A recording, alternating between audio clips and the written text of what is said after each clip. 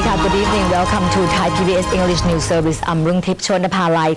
Today, His Majesty King Bhumibol Adulyadej has graciously granted the highest honor by allowing use of the royal vehicle Pamahapichai Ratcharot for the royal cremation of Her Royal Highness Princess Pecharat Rajasuda Sirisopha Pannavadi during the second week of April. General Yuthassak Sasiprapha, Deputy Prime Minister, who is taking charge as Chairman of the Royal Crematorium's construction for Her Royal Highness Princess Pecharat Rajasuda Sirisopha Pannavadi, had presided over the ceremony of preparation of royal vehicles at the National Museum. His Majesty the King Bhumibol has graciously granted the highest honor to allow the royal vehicles Pamahapichai Ratcharot, which the Department of Fine Arts has already finished the reconstruction of, to be used in the royal cremation ceremony of Her Royal Highness Princess instead of Paveshayan Ratcharot. As for the ceremony of preparation, the royal vehicle Pamahapichai Ratcharot, it has been organized in line with Thai culture, where the chief of Brahmin leads the ceremony to worship God and royal ancestors and to place the garlands on the royal vehicles as they are taken out of royal garage. The rehearsal of the royal cremation of Her Royal Highness Princess Pecharat Rajasuda will be held between March 18th and 25th. The final rehearsal will be held in March 31st, when Her Royal Highness Crown Princess Theparat Rajasuda will graciously preside over the event. Meanwhile, Prime Minister Yingluck Shinawatra went to inspect the construction of Royal Crematorium, which is already more than 90% complete. The royal cremation ceremony of Her Royal Highness Princess Pecharat Rajasuda Sirisopha Pannavadi will be held on April the 9th, which the government has declared as a national holiday. Her Royal Highness Princess Pecharat Rajasuda Sirisopha Pannavadi is the only daughter of the King Rama VI and Her Royal Highness Princess Suwattana.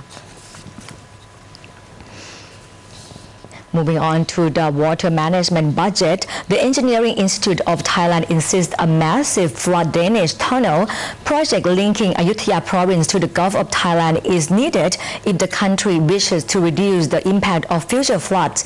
Meanwhile, the government will consider approval of some 246 projects costing a total of 24 billion baht. Prime Minister Yingluck Shinawatra sat as chairperson of the Water and Flood Police Committee. The meeting agreed that 246 urgent flood prevention projects must go ahead very soon, so the cabinet is expected to approve the budget needed for these projects, some 24 billion baht. The committee also insisted that the Ministries of Agriculture and Interior find the outstanding 25% of the 2 million line or 350,000 hectares of land needed as water retention areas. Meanwhile, the Engineering Institute of Thailand has proposed the idea of installing a massive 100-kilometer-long flood drainage tunnel running underground from the Bang Pa-in Industrial Park in Ayutthaya Province all the way through the Gulf of Thailand in Samut Prakan Province. Before and after the flood season, this massive tunnel will also serve as a commuter route, produce electricity, as well as conserve a certain amount of water for the drought season. Engineers say the mega project should cost around 200 billion baht and should take around 5 years to finish. Meanwhile, Thailand is preparing to be host of an international tunnel convention between May 18th and 23rd. Representatives from 64 countries are expected to attend. Representatives of the industrial sector in Ayutthaya province have prepared the factories for possible floods to gain confidence of foreign investors, so they will retain their factories and investors here in Ayutthaya, while the Strategic Formulation Committee for Water Resource Management, or SCWRM, believes that the committee could reduce the risk of the possible flood. The managing director of the CEO of the CPF company said in the disaster preparation seminar, the most food factories and warehouses located in the flood risk areas, so the owners of the factories have to also prepare their businesses for the inundation to be able to run the businesses in serving the food demands continually. Associate Professor Seri Supratit, one of the committee members of SCWRM, says the industrial sector might face a flood crisis again this year due to climate change and the significant increase in the number of natural disasters worldwide. Recently, the government set up the new Committee on National Water and Flood Policies to restore the confidence of the foreign investors. The committees of SCWRM stress that the industrial sector has to prepare themselves by studying the flood prevention plans, holding flood drills in the factories, and planning for post-flood management because it would help limit the damage if the flood comes. Begin 5, 4. The 12th Regional Congress on Geology, Mineral and Energy Resources of Southeast Asia, hosted by the Geological Society of Thailand, or GST, allowed geologists from ASEAN nations to share the ideas and researches, particularly under the topic of geoscience in response to the changing earth. According to the inundation last year, Dr. Songpop Phonjan, president of the GST, suggested that the geoscience could help predict flood-prone areas, as well as indicate tsunamis and volcano eruptions. Adding geoscience theories could be the guideline for the future construction of floodways, since it provides a better understanding of each location in terms of geology. Disaster, in any case, that is happened because of the earth. So I think geoscientists can alert, can be the can inform the public and then make the public awareness. Similar to Chotrashu, Permanent Secretary of the Ministry of Natural Resources and Environment, who says geology provides insight into the history of Earth, making it easier to speculate changes to the Earth's crust. Meanwhile, Dato Ahmad Hussaini bin Sulaiman, Malaysia's Director General of the Department of Irrigation and Drainage, says the recent floods back at home has reduced due to the stormwater management and road tunnel project, or SMART, the unique floodway system in Kuala Lumpur. He suggested that Thailand should first study on the system before adapting it as a new floodway here due to the different geographic conditions, and the precise weather forecast could lead to a successful flood solution. Because it's a system whereby we divert water from the main river that runs across Kuala Lumpur through tunnels. And these tunnels have got dual function. One is for water, the other is for the traffic, for cars. So if you look at the system that we have, it is one and only in the world. We have to be careful in adopting the system that we have in Kuala Lumpur because it involves other factors. The new floodway project is part of the long-term flood solution plan initiated by the government to drain out future floods. It is currently in the process of creating understanding among locals who live along the floodway line and studying the technical system of the floodway itself.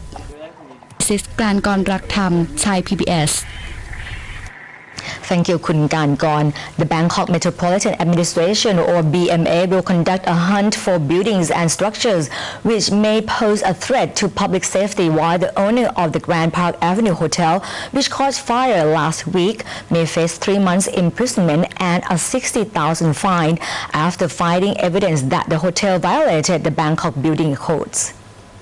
Bangkok Governor Mom Ratchabong Sukhumpan Boripat says investigations and evidence found by City Hall prove that the owner of the Grand Park Avenue violated the 1992 Building Act.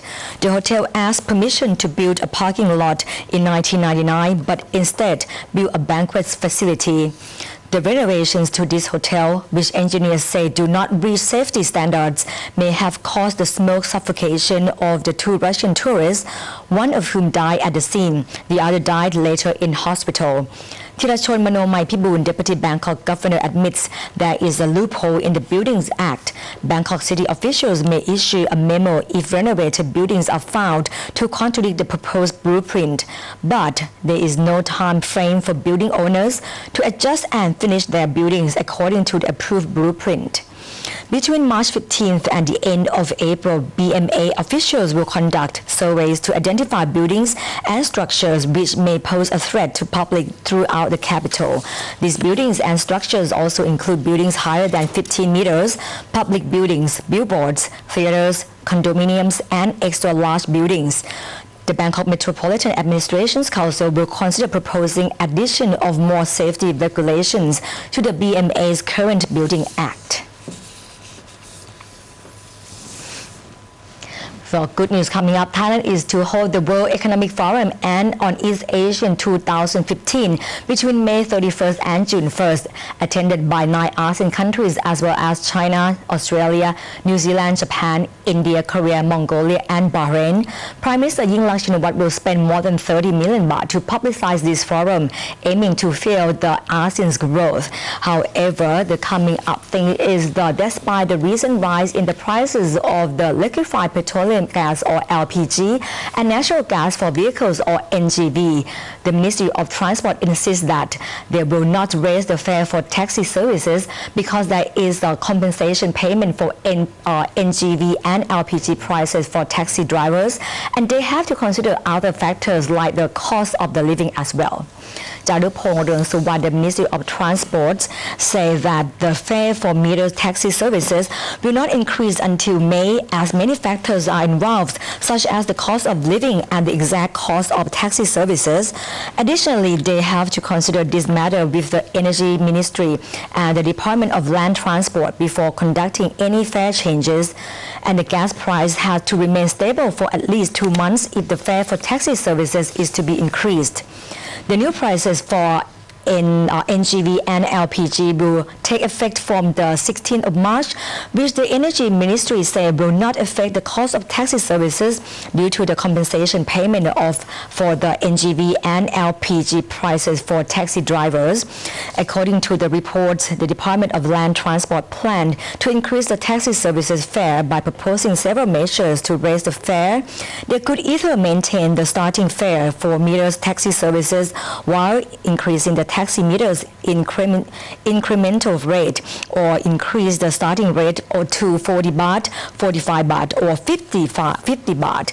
Kasem San Chompudan, the manager of Phum Phalang Taxi Cooperative, says the taxi service companies and other related organizations will jointly reconsider this matter from the end of this month, aiming to select the appropriate measure to raise the fare related to the exact cost of taxi drivers.